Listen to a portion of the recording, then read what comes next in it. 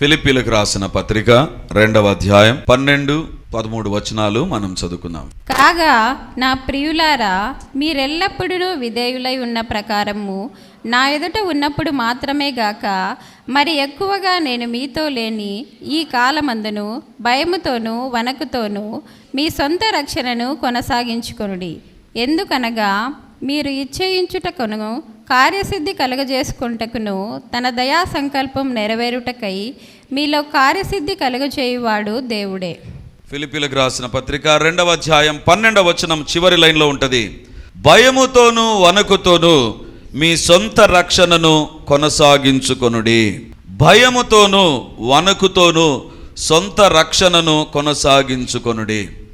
దేవుని బిడ్డలారా, ఈరోజు ప్రభు మనతో మాట్లాడేటువంటి మాట ఏంటంటే, రక్షణ ప్రయాణం కొనసాగుతుందా, ఆగిపోయిందా? రక్షణ అనేటువంటిది ఒక ప్రయాణం, అది కొనసాగుతుందా, ఆగిపోయిందా అని ఈరోజు ప్రభు తన వాక్యం ద్వారా మనతో మాట్లాడాలని కోరుతూ ఉన్నాడు. ఈ యొక్క ఫిలిప్పీ పత్రిక గత వారంలో కూడా నేను ఇంట్రడక్షన్లో చెప్పాను. ఏంటంటే, ఫిలిప్పీ పత్రిక పౌలు చెరలో ఉన్నప్పుడు రాసినటువంటి పత్రిక. చెరసాలలో ఉన్నప్పుడు రాసినటువంటి పత్రికలు 4 పత్రికలు. అందులో ఒక పత్రిక ఫిలిప్పీ పత్రిక. ఈ ఫిలిప్పీ అనేటువంటి ఈ ప్రాంతములో మొట్టమొదటిగా ఐరోపా ఖండంలో సంఘ స్థాపన జరిగింది ఇక్కడే. ఐరోపా ఖండం అంతట్లో కూడా సంఘ స్థాపన జరిగిన ప్రాంతం ఏదైనా ఉందంటే ఫిలిప్పీ ప్రాంతం. పౌలుతో పాటు కొంతమంది అక్కడ పరిచర్య జరిగించారు. దాదాపు 3 సంవత్సరాల పైబడిన కాలం అక్కడ ఉండి వాళ్ళు పరిచర్య చేశారు. సో పరిచర్య చేసిన తర్వాత ఆ సంఘం ఎలాంటి సంఘం అంటే ఫిలిప్పీ సంఘము. పౌలు యొక్క పరిచర్యను చూశారు, పౌలు యొక్క పిలుపును చూశారు. దేవుడు పౌలును గొప్పగా వాడుకోబోతున్నాడు ఇతర ప్రాంతాల్లో అని వాళ్ళు ఏం చేశారు తెలుసా? పౌలుకు ఎప్పటికీ సహాయకరంగా ఉండేటువంటి వాళ్ళు, పౌలు యొక్క పరిచర్యకు అవసరతలు అన్ని తీర్చేటువంటి వారు. అందుకే ఫిలిప్పీ పత్రికలో ఎక్కువగా వారి యొక్క కృతజ్ఞతను జ్ఞాపకం చేసుకుంటూ థ్యాంక్స్ గివింగ్ లెటర్గా మనకు కనబడుతుంది ఈ పత్రిక అంతా కూడా. దేవుని బిడ్డలారా, ఫిలిప్పీలో ఉన్నటువంటి ప్రజలు పౌలు యొక్క పరిచర్యను బలపరిచినటువంటి వారు, పౌలు యొక్క సేవలో సహకారులుగా ఉన్నారు, పాలిభాగస్తులుగా ఉన్నారు. పౌలుకు అవసరమైన వస్తువులు వాళ్ళు పంపించినట్టుగా మనం చూస్తాం. మరి దేవుని బిడ్డలారా, ఈ ఫిలిప్పీ సంఘములో అంత భారం ఉంది, పరిచర్యలో అంత బాధ్యత ఉంది, అంతగా దేవుని కొరకు వాళ్ళు ముందుకెళ్తుంటున్నారు. దేవుని సేవ అంటే పడి చచ్చేటువంటి వారు. సో మరి అలాంటి వారితో పౌలు ఏమని చెప్పాలి? థ్యాంక్ యూ అని చెప్తూ ఏమంటున్నాడు తెలుసా? సొంత రక్షణను కొనసాగించుకొననీయుడి కాదు, భయముతోనూ వణుకుతోనూ మీ సొంత రక్షణను కొనసాగించుకొనుడి. అంటే రక్షించబడ్డం అనడం అనేటువంటిది ఏదో ఒక రోజు నేను బాప్తిసం తీసుకున్నా, ఏదో ఒక రోజు నేను ప్రభుని అంగీకరించా, ఏదో ఒక రోజు నెలలోని ఆదివారంలో నేను ప్రభు బలలో పాలు పంపులు పొందా, అక్కడ స్టార్ట్ అయిపోయింది అనుకుంటాం. ఇప్పుడు నా ప్రశ్న ఏంటంటే, దేవుని యొక్క ప్రశ్న ఏంటంటే, ఆ రక్షణ కార్యం కొనసాగుతుందా లేదా, ఆగిపోయిందా? రక్షణ అనేటువంటిది ఏమంటున్నాడు? భయముతోనూ వణుకుతోనూ మీ సొంత రక్షణను కొనసాగించుడి అంటే అది ఆగిపోకూడదు, నిలిచిపోకూడదు. ఇంతకుముందు ఎక్కడ స్టార్ట్ అయిందో అక్కడే ఉండకూడదు, అది కొనసాగేటువంటిదిగా ఉండాలి. జీవితం మార్పు చెందడం అనేటువంటిది ఎప్పటికీ ఒకరోజు జరిగేటువంటి ఇన్సిడెంట్ కాదు. అది రక్షణ కార్యం అనేటువంటిది ఒకరోజు ఉండేటువంటిది కాదు, అది ప్రతిరోజు ఉండాల్సినటువంటిది, ప్రతిరోజు జరగాల్సినటువంటి ప్రయాణం. అందుకే ఈరోజు దేవుడు మనతో మాట్లాడుతుంటున్నాడు. ఫిలిప్పీ సంఘంతో పౌలు చెప్పినట్టుగా, ప్రభు మాట్లాడినట్లుగా, భయముతోను వణుకుతోను మీ సొంత రక్షణను కొనసాగించుకొనుడి. దేవుని బిడ్డలారా, దేవుని యొక్క వాక్యం చాలా స్పష్టంగా చెబుతుంది. సొంత రక్షణ, అది వ్యక్తిగతమైన రక్షణ. దేవుని బిడలముగా మనం రక్షించబడ్డం అనేటువంటిది ఇట్స్ ఎ పర్సనల్. నేను రక్షించబడితే that will not be carried to my children, అది నా పిల్లలకు వెళ్ళదండి. రక్షణ అనేటువంటిది వ్యక్తిగతం. ఈ షర్ట్ నాదే, నేను వేసుకుంటే ఇది నాదే.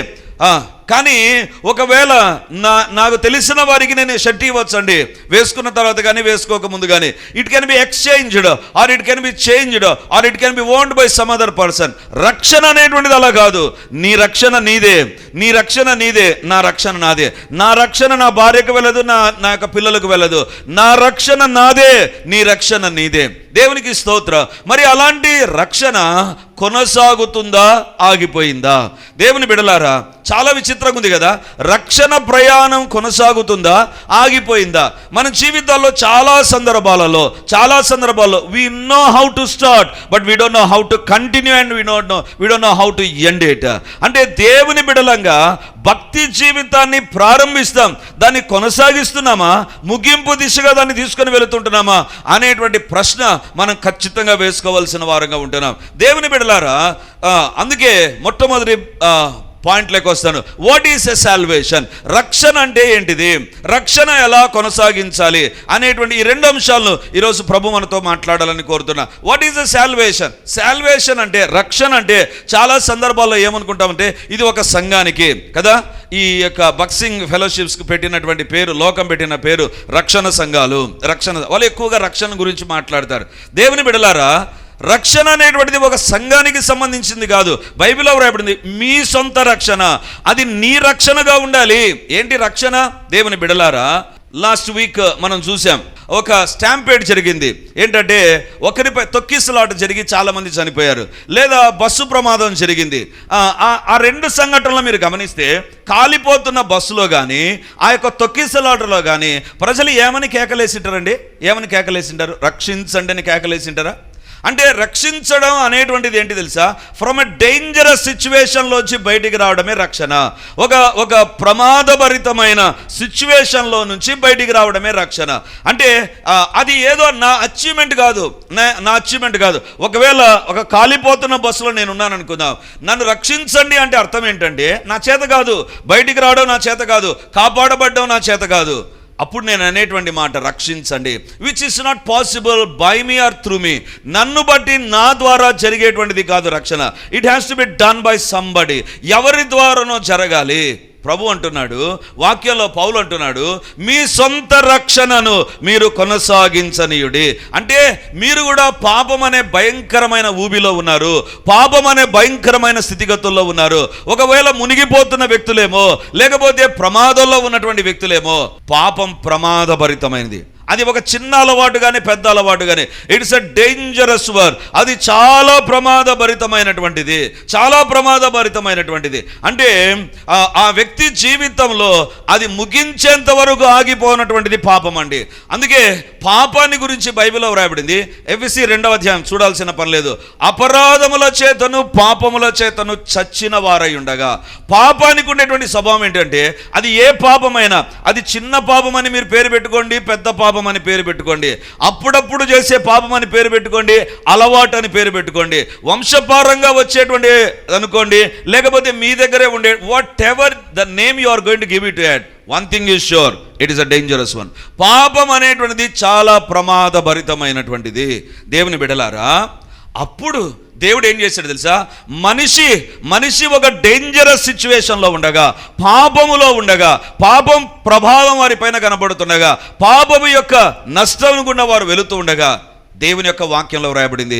లూకాసు వార్తలో మనం చూస్తాం కదా, నశించిన దానిని వెదకి రక్షించడానికి మనుష్య కుమారుడి లోకానికి వచ్చాను. నశించిన దానిని, లూకా 19:10, ఇది అందరికీ తెలిసిన వాక్య భాగమే. లూకా 19:10, నశించిన దానిని వెదకి రక్షించటకు.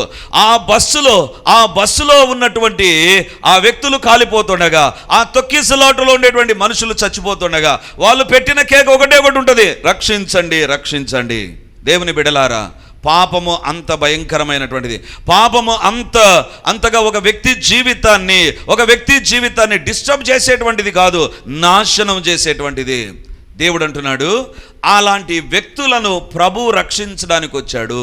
పాపము భయంకరంగా ఉండగా, పాపము మన జీవితాల్లో అధికారం కలిగి మనల్ని తన కంట్రోల్లోకి తీసుకొని ఉండగా, పాపానికి ఉన్నటువంటి స్వభావం ఏంటి తెలుసా?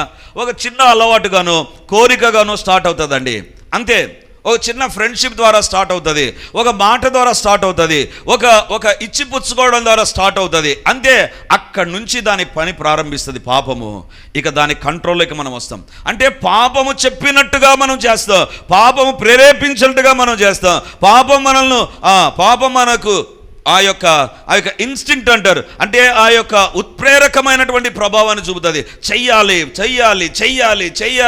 ఆ పాపాన్ని జరిగించాలి అనేటువంటి స్థాయికి వెళ్తుంది. కానీ ఫస్ట్లో పాపం అనుకుంటా, what is this, I can handle. దేవుని బిడ్డలారా, you cannot handle. It is not possible with you to come out of from the sin. మనిషి పాపములోంచి బయటపడ్డ మనిషి చేత కాదండి. అందుకే బైబిల్లో ఒక మాట వ్రాయబడింది యోబు గ్రంథంలో, పాప సహితునిలో నుండి పాపరహితుడు పుట్టగలిగిన ఎంత మేలు. పాపములో ఉండేటువంటి లోకంలో ఒక పాపరహితుడు, పాపం లేని వ్యక్తి జన్మించగలడా? పాసిబుల్. కానీ దేవుని యొక్క కృపను బట్టి 2025 సంవత్సరాల క్రిందట యేసు ప్రభు ఈ లోకానికి వచ్చాడు. అప్పటి నుండి మానవ జీవితానికి రక్షణ ప్రారంభమైంది. అంటే మనిషిని ఆ పాప బంధకాల్లో నుంచి రక్షించడానికి, నేనంటాను సింపుల్గా, it's a rescue operation by the lord. దేవుడే ఒక భయంకరమైన స్థితిగతుల్లో మానవుడు ఉండగా ఒక రెస్క్యూ ఆపరేషన్ చేశాడు. అప్పుడప్పుడు కాశ్మీర్, తర్వాత ఇలాంటి బార్డర్ ఏరియాలో, భారతదేశపు బార్డర్స్లో, ఎస్పెషల్లీ నార్త్ ఇండియాలో మనం చూస్తాం మిలిటరీ వాళ్ళు రెస్క్యూ ఆపరేషన్ చేస్తారు. ఎందుకంటే తీవ్రవాదులు ఎక్కడో చాడి దూరుతారండి. ఎక్కడో ఒక ఇంట్లోకో, లేకపోతే ఒక మసీదులోనికో, ఒక బంగ్లాలోనికో, ఒక ఆఫీస్లోనికో, లేకపోతే ఒక హోటల్లోనికో దూరుతారు. దూరి ఇక వాళ్ళ బీభత్సాన్ని సృష్టిస్తూ ఉండగా అప్పుడు రెస్క్యూ టీమ్ బయలుదేరుతుందండి. అంటే మిలిటరీ వాళ్ళు ట్రైన్డ్ ఎన్ఎస్జీస్ అంటారు కదా, నేషనల్ సెక్యూరిటీ గార్డ్స్, ఈ కమాండోస్ బయలుదేరుతారు. వెళ్ళి వాళ్ళను బయటికి తీసుకొని వస్తారు. వీళ్ళకేం కాకుండా వాళ్ళను బయటికి తీసుకొని వస్తారు. తీవ్రవాదులను చంపి వాళ్ళు బందీలుగా ఉన్నటువంటి వారిని రెస్క్యూ చేస్తారు. రక్షణ ఏంటి తెలుసా? It's a rescue operation. దేవుడు మానవ జీవితాన్ని ప్రేమించి తానే భూలోకానికి దిగి వచ్చాడండి. అంటే ఎక్కడ అటాక్ జరిగిందో అక్కడికి రెస్క్యూ టీం వెళ్ళిపోతుందండి. యేసు ప్రభు కూడా ఏం చేశాడు? పరలోకం నుంచి భూలోకానికి దిగి వచ్చి భూలోకంలో చనిపోతున్న ఒక్కొక్కరి దగ్గరికి వచ్చాడు. ప్రతి ఒక్కరి దగ్గరికి వచ్చి తలుపు తట్టాడు. Can I help you? నేను నీకు సహాయపడగలనా? నేను రక్షిస్తాను. బైబిల్లో ఎందరు అంగీకరించిరో వారందరూ రక్షించబడతారు. ఎందరు అంగీకరిస్తారో? ఈరోజు దేవుడు అడుగుతుంటున్నాడు, అలా నీ జీవితంలో ఒక రోజు ఉందా? అలా నీ జీవితంలో, దేవా నేను పాపములో నాశనం అయిపోతున్నా, పాపములో నేను పడిపోయాను ప్రభా, ఈ అలవాటు, ఈ కోరిక, ఈ యొక్క సంబంధం నా జీవితాన్ని పీల్చి పిప్పి చేస్తుంది ప్రభా, దేవా I'm unable to come out of this అనేటువంటి ఒక నిస్సహాయ స్థితిలో ఉంటే ఈరోజు దేవుడు అడుగుతుంటున్నాడు, అక్కడ దేవుడు నీ జీవితాన్ని దర్శించాడా? ఆ పాపపు అలవాట్లలో, పాప సంబంధాలలో, పాప కోరికల్లో దేవుడు నిన్ను దర్శించి నిన్ను విడిపించింది అయితే అదే రక్షణ.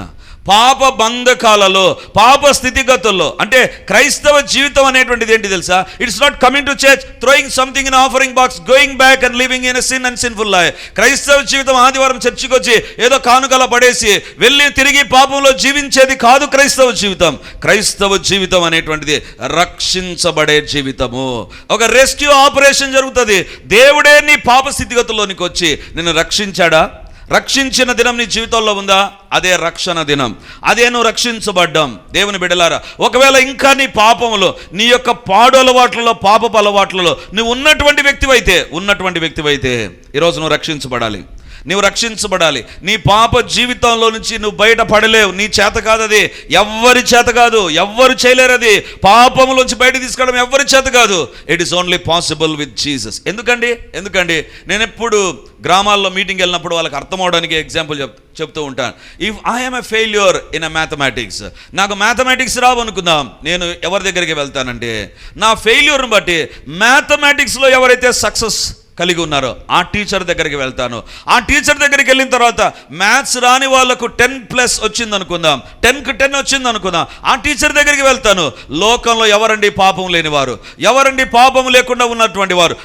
జన్మలోనైనా, జీవితంలోనైనా, పరిచర్యలోనైనా పాపము లేని ఏకైక వ్యక్తి నజరేయుడైన యేసయ్య. ఆయన నీ దగ్గరికి వచ్చి నేను రక్షించిన దినం ఒకటి ఉండాలి. అది లేకపోతే నువ్వు రక్షించబడలా. ఈరోజు దేవుడు అంటున్నాడు, నీ పాపములో నువ్వు కొనసాగుతుంటే నీ రక్షణలో నువ్వు ఆగిపోయావు. నీ రక్షణ ప్రయాణం ఆగిపోయింది. నువ్వు రక్షించబడినటువంటి ఆ దినాన కొన్ని రోజులు దేవుని కోసం పరిశుద్ధంగా, యథార్థంగా, భక్తిగా జీవించావు. ఆ తర్వాత ఆగిపోయావు. తిరిగి అక్కడి నుంచి పాపం వైపు తిరిగిపోయావేమో. ఈరోజు దేవుడు అడుగుతుంటున్నాడు, are you continuing in your salvation are you stopped in your salvation experience? నీ యొక్క రక్షణ ప్రయాణంలో నువ్వు నిలిచిపోయావా, సాగిపోతున్నావా? నీ జీవితంలో ఒక దినం ఉందా? ఒక డెసిసివ్ డేట్ అనేటువంటిది ఒకటి ఉండాలి. ఒక తీర్మానం చేసుకున్న ప్రాముఖ్యమైన రోజు ఒకటి ఉండాలి. ఈ రోజు నుంచి I will not go back అనేటువంటిది ఉంటుంది చూసారా? అదే రక్షణ. ఒకవేళ ఈ దినాన ఆ తీర్మానం ఇక్కడ ఎవ్వరు చేయకపోయినా ఈరోజే చేయమని నేను కోరుతూ ఉన్నాను. ఎందుకంటే రక్షణ ఎలాంటిది తెలుసా? It is a very costly. హెబ్రీలకు రాసిన పత్రిక 2వ అధ్యాయం 3వ వచనాన్ని మనం చదువుకుందాం. హెబ్రీలకు రాసిన పత్రిక 2వ అధ్యాయం 3వ వచనం. ఇంత గొప్ప రక్షణను మనం నిర్లక్ష్యము చేసిన ఎడల ఎలాగూ తప్పించుకొందుము.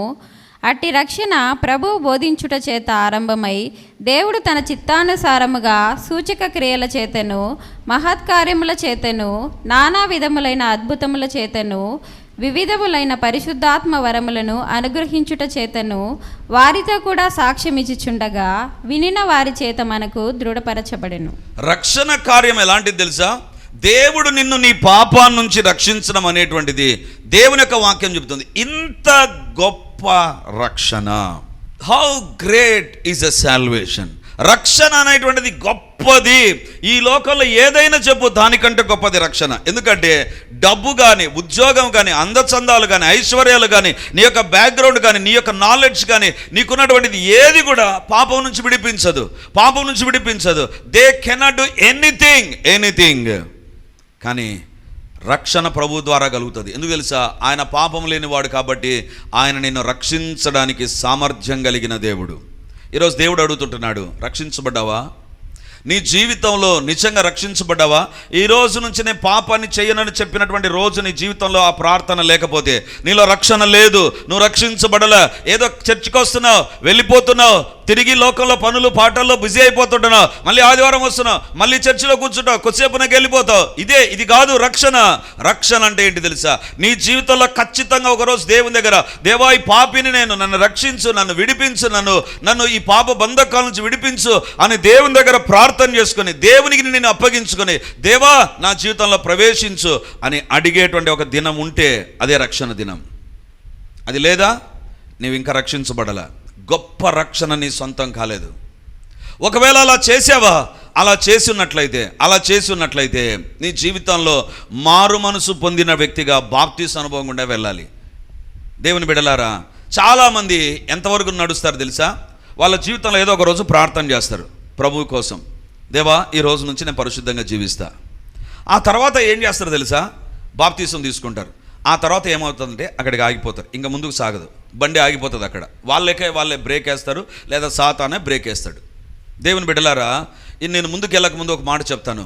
నీవు రక్షించబడిన వ్యక్తివైతే నీ పాపములను బాప్తీసం అనుభవం ద్వారా ఒప్పుకొని ప్రభు బిడ్డ అవుతావు. అది జరగకపోతే I'm very sorry to say that you are not saved. నువ్వు రక్షించబడలా. You are called as a Christian but you are not saved. నువ్వు రక్షించబడలే. కరాఖండితో ఒక మాట ఏంటి తెలుసా? నీవు పాపాన్ని విడిచిపెట్టి ప్రభువుని అంగీకరించిన బిడ్డవుగా ఈ రోజు నుంచి నేను తీర్మానం చేసుకుంటానంటే నీ జీవితంలో ఆ పాప క్షమాపణ నిమిత్తమైన బాప్తీసు అనుభవంలోకి రావాలి. అది రాలేదా నీవు ఇంకా రక్షించబడలే. Very simple. గొప్ప రక్షణ నీ సొంతం కాలేదు. రక్షించబడినటువంటి వ్యక్తికి పరలోకం లేదు. రక్షించబడినటువంటి వ్యక్తికి నరకం గ్యారంటీ. ఎందుకు తెలుసా? దేవుని బిడ్డలారా, ఆ తర్వాత నేను వస్తాను.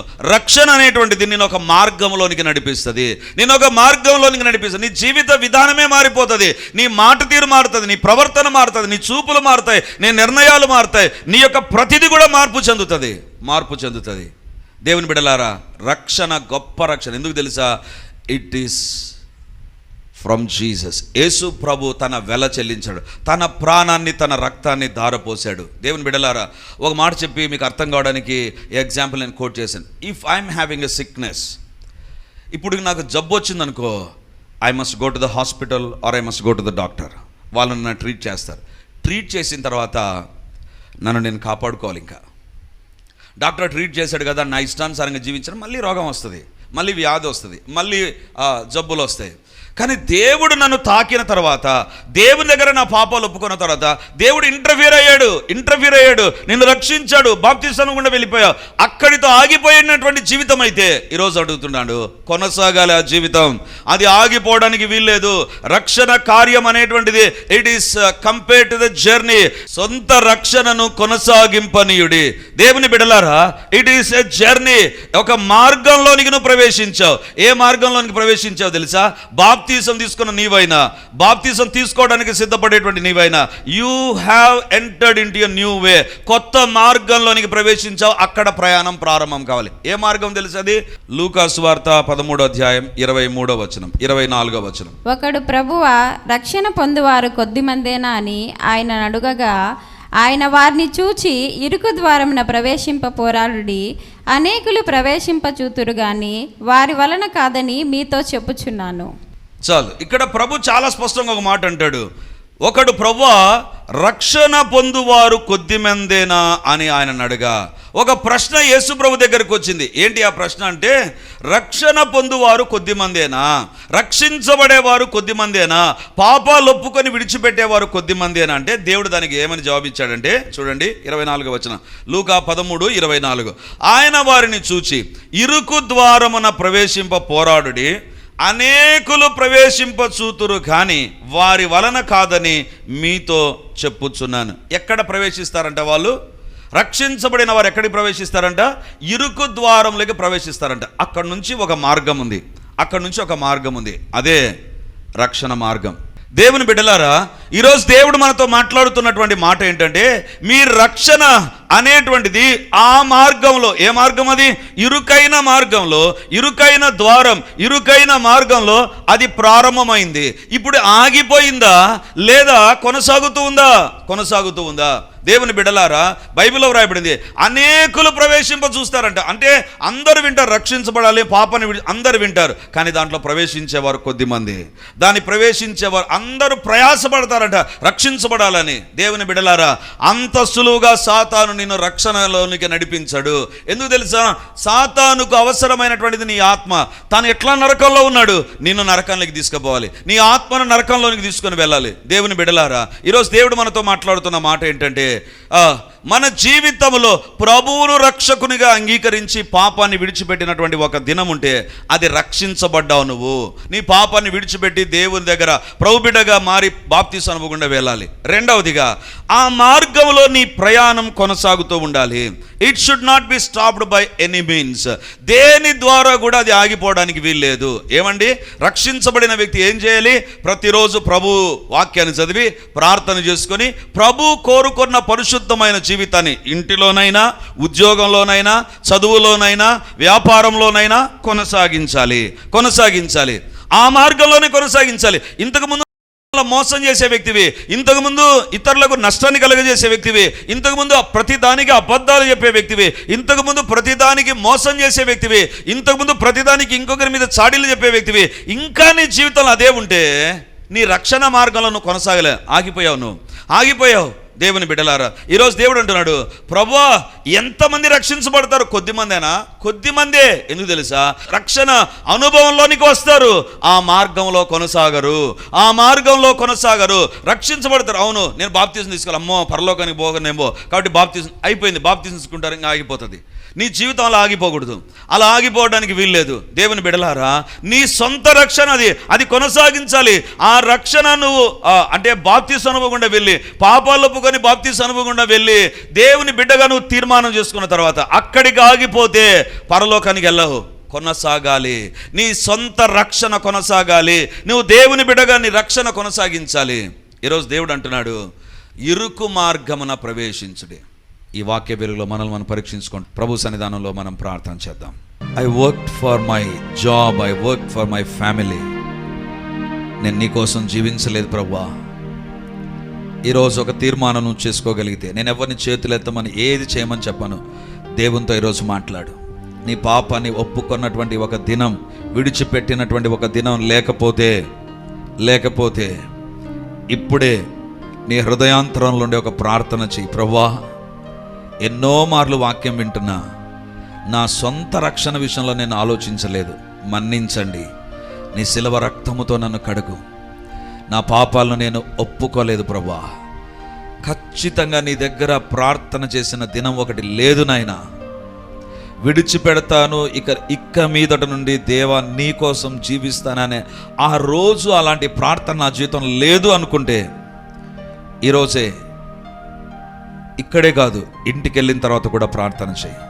దేవా, ఈరోజు నా జీవితాన్ని మార్చుకుంటా, నా యొక్క సమయాన్ని నీకు ఇస్తా, పరిశుద్ధత విషయంలో భయపడతా, వణుకుతా, నా జీవితంలో సొంత రక్షణ కలిగిన వ్యక్తిగా నేను జీవిస్తా. ఏదో క్రైస్తవుడు అయిపోయావు, మారు మనసు పొందావు, బాప్టిజం తీసుకున్నావు, డోంట్ రిలాక్సేషన్ టైం కాదు ఇది. భయముతో వణుకుతో సొంత రక్షణను ఇరుకు మార్గంలో కొనసాగించాలి. ఈరోజు దేవుడు మాట్లాడుండగా, ప్రతిరోజు నేను భయపడతా, ప్రతిరోజు వణుకుతా, నా దేవుని కొరకు పరిశుద్ధంగా ప్రతి చోట జీవిస్తా.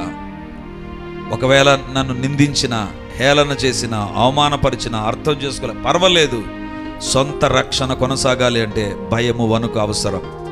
ఈరోజు ప్రభు మాట్లాడుతుండగా, నీ జీవితంలో కేర్లెస్నెస్ ఎక్కువైపోయిందేమో, సోమర్తనం ఎక్కువైపోయిందేమో, క్రమబద్ధమైన డిసిప్లిన్డ్ క్రిస్టియన్ లైఫ్ లేదేమో, భయము లేదు, వణుకు లేని జీవితంగా మారిపోయింటే దేవా నన్ను క్షమించు. ప్రార్థన చేసుకుందాం. 2 ప్రార్థనలు నేను మిమ్మల్ని నడిపిస్తాను. ఒకటి, ఎవరైతే ఈ రోజు వరకు దేవుని దగ్గర పాపాలను ఒప్పుకొని పరిశుద్ధపరచబడి ప్రభువు కోసం జీవించలేని వారైతే ఈరోజు ఈ ప్రార్థనలో మీరు ఏకీభవించి మీ పాపాలు ఒప్పుకోనండి. హల్లెలూయా. గొప్ప దేవానికి వందనాలు, మహిమ కలిగినటువంటి దేవానికి స్తోత్రాలు, సజీవుడవైన దేవానికి వందనాలు, సర్వశక్తి కలిగిన దేవానికి స్తోత్రాలు. దేవా, ఈరోజు వాక్యం అనే అద్దం ఎదుట మమ్మల్ని నిలబెట్టావు ప్రభా. తండ్రి, గొప్ప రక్షణ, సొంత రక్షణను గురించి మాతో మాట్లాడారు ప్రభా. గొప్ప రక్షణ, సొంత రక్షణ విషయంలో ఇంకా ఎవరైతే సరి అయిన తీర్మానం చేయలేనటువంటి వ్యక్తులుగా ఉన్నారో, ఈరోజు నీ సన్నిధి వారిపైకి దిగివచ్చునుగాక, నీ ఆత్మ వారిపైకి దిగివచ్చునుగాక. ఈ రోజు వరకు తని వారు జీవించిన పాప జీవితం చాలునైనా, పాపపు అలవాట్లు చాలు ప్రభా. వాటి ద్వారా నష్టము, వాటి ద్వారా దిగులు, చింత, అనారోగ్యము తను ఎన్నో వచ్చేసాయి ప్రభా, ఎన్నో వచ్చేసాయి నాయనా. విశాల మార్గాల్లో ఏం కాదులేనే ధైర్యంతో జీవించిన జీవితాల్లో ఇదైనా వేదన అలుముకొనింది ప్రభా. నైనా దర్శించండి. ఎవరైతే పాపాలు ఒప్పుకోలేని ప్రభు బిడ్డలుగా మారినటువంటి వ్యక్తులుగా ఉన్నారో వారొక్క గనిమితమైన పాదాల దగ్గర ప్రార్థన చేస్తున్నా, దేవుని ఆత్మ వారిని ఒప్పించునుగాక. ఎవరైతే పాపాలు ఒప్పుకుంటున్నారో నాయన, దేవా పరిశుద్ధాత్మ వారిని ఒప్పించండి, వారిని ఒప్పించండి. దైవ చిత్తానుసారమైన రియలైజేషన్, కన్విక్షన్, దుఃఖము వారికి కలుగునుగాక, యేసు నామమందు కలుగునుగాక. తండ్రి, పాపం అంటే భయము ఈ దినం నుంచి ప్రారంభమగునుగాక. పాపం అంటే భయము వల్ల విపరీతమైన భయము కలుగునుగాక. తప్పు చేయాలన్నా, పాపం చేయాలన్నా, పాపాన్ని చూడాలన్నా, పాపంలో కొనసాగాలన్నా వణుకు పుట్టునుగాక, ఆ భీతి కలుగునుగాక. దేవా, మీరే సహాయం చేయండి నాయన. సొంత రక్షణ నిర్లక్ష్యం చేయకుండా రక్షణలో కొనసాగే భాగ్యం మా ఒక్కొక్కరికి దయచేయండి, మా ఒక్కొక్కరికి దయచేయండి. చర్చిలో విన్న వాక్యం బయట భయముతో వణుకుతో జీవించే కృప మాకు కలుగునుగాక. దేవా, దర్శించి దీవించి మహిమను పొందుమని మమ్మల్ని మేము తగ్గించుకుంటూ మీ నామాన్ని హెచ్చిస్తూ యేసయ్య నామమందు ప్రార్థించి అడిగి పొంది ఉంటున్నాము తండ్రి, ఆమేన్.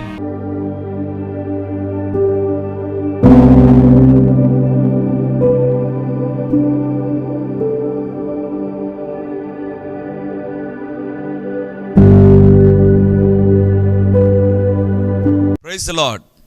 యేసుక్రీస్తు పరిశుద్ధ నామమందు మీ ఒక్కొక్కరికి మా వందనాలు తెలియజేస్తుంటున్నాను. రిడీమర్ చర్చిలో మొదటి ఆరాధన 8 గంటలకు ప్రారంభమవుతుంది, రెండవ ఆరాధన 10 గంటలకు ప్రారంభమవుతుంది, మూడవ ఆరాధన సాయంత్రం 7 గంటలకు ఉంటుంది. దేవుని బిడ్డలారా, ఎవరైనా ఉదయం ఆయా పనులు కలిగి రెండవ ఆరాధనలకు రాలేకపోతున్నారని భావించి ఈ యొక్క మొదటి ఆరాధన ప్రారంభిస్తున్నాం. సో ఈ యొక్క అవకాశాన్ని సద్వినియోగం చేసుకొని దేవుని యొక్క సన్నిధికి వచ్చి దైవ దీవెనలు మీరు పొందాలని కోరుతున్నాం. మొదటి 2 ఆరాధనలు మాత్రమే ప్రభు బల్ల ఉంటుంది కాబట్టి సిద్ధపడి దేవుని సన్నిధికి రమ్మని మిమ్మల్ని కోరుతూ ఉన్నాను.